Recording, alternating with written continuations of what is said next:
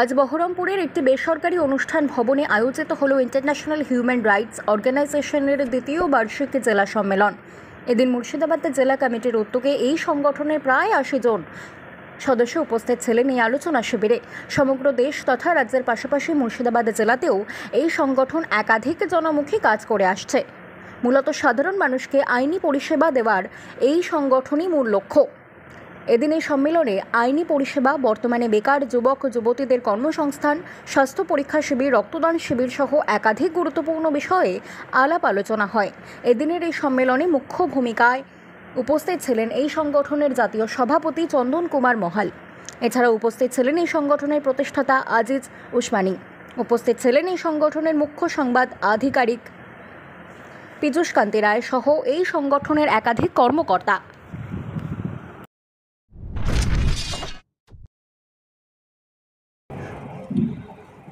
দেখুন, বাল্যবিবাহ নিয়ে যে প্রসঙ্গটা আপনি তুললেন, বাল্যবিবাহ রোধ করার জন্য আমাদের কাছে যখন কোনো ইনফরমেশন আসে, সঙ্গে সঙ্গে আমরা স্থানীয় বিডিওর সাথে এবং লোকাল থানার সাথে আমরা কন্ট্যাক্ট করি ইমিডিয়েট, এবং তিনাদের সাথে কন্ট্যাক্ট করার পরে আমরা তিনাদের সহযোগিতায় তিনাদেরকে সাথে করে নিয়ে সেই স্পটটা ভিজিট করি, এবং গার্জেনদের অনেক সময় অনেক জায়গাতে অনেক মোকাবেলাও করতে হয়েছে।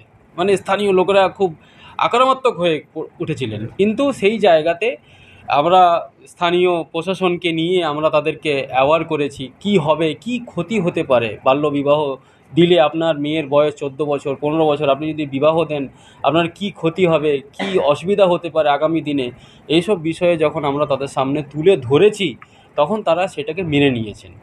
তো এগুলো করার পরে এই ঘটনাটা সমাধান হওয়ার পরে আমাদের মনে হয়েছে যে প্রতিটা জায়গাতে এরকম সচেতনমূলক শিবির করা উচিত।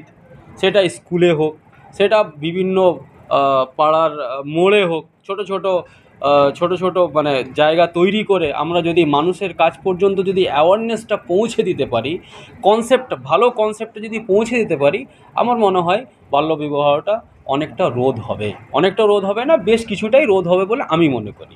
এখনো পর্যন্ত আমরা প্রথমে আমাদের যে সমস্ত মেম্বার তাদের ভিতরে সচেতনতা তৈরি করব, কারণ চ্যারিটি বিগিনস এট হোম। আমাদের সদস্যরা জানবেন একটা শিশুশ্রম প্রতিরোধ করার জন্য কি আইন আছে, একটা চাইল্ড ম্যারেজ তাকে প্রতিরোধ করার জন্য কি আইন আছে, ঠিক আছে, ট্রাফিকিং নিয়ে, ড্রাগ পেডলিং নিয়ে কি আইন আছে সেটা ওনারা আগে জানুন, তারপরে তো এই বিষয়ে কথা বলতে আসবেন।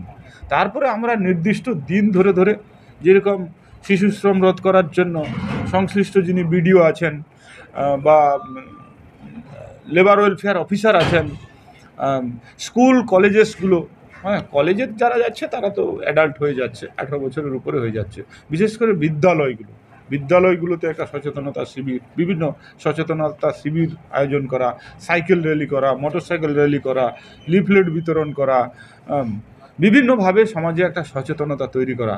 সেরকম শিশু বিবাহ, বাল্য বিবাহ নিয়ে বা হিউম্যান ট্রাফিকিং নিয়ে পরপর এই কর্মসূচিগুলো গ্রহণ করা হবে। আজকে কি আলোচনা? আজকে সামগ্রিক আলোচনা হলো। এবারে সামগ্রিক আলোচনার মাধ্যমে আমরা আজকে ডায়াগনোসিস করলাম, প্রবলেমগুলোকে ডায়াগনোসিস করলো, মানে এই যেগুলো জাজ্জল্য সমস্যা এই জেলার, সেই সমস্যাগুলোকে আমরা আগে আইডেন্টিফাই করলাম। এবারে আজকে কততম জেলা সম্মেলন? এটা আমাদের আগে জেলা সম্মেলন, যে জেলা সম্মেলন আগে হয়েছে, এটা দ্বিতীয় জেলা সম্মেলন। এটা দ্বিতীয় জেলা সম্মেলন। কতজন আজকে উপস্থিত আছেন? 60 থেকে প্রায় 70 জনের কাছাকাছি। ওই 70 জনের মধ্যে, উপস্থিতির সংখ্যা 70 জনের মধ্যে, বিভিন্ন প্রান্ত থেকে মুর্শিদাবাদ জেলার এসছেন, বিভিন্ন ব্লক থেকে। আমার নাম চন্দন কুমার মহাল।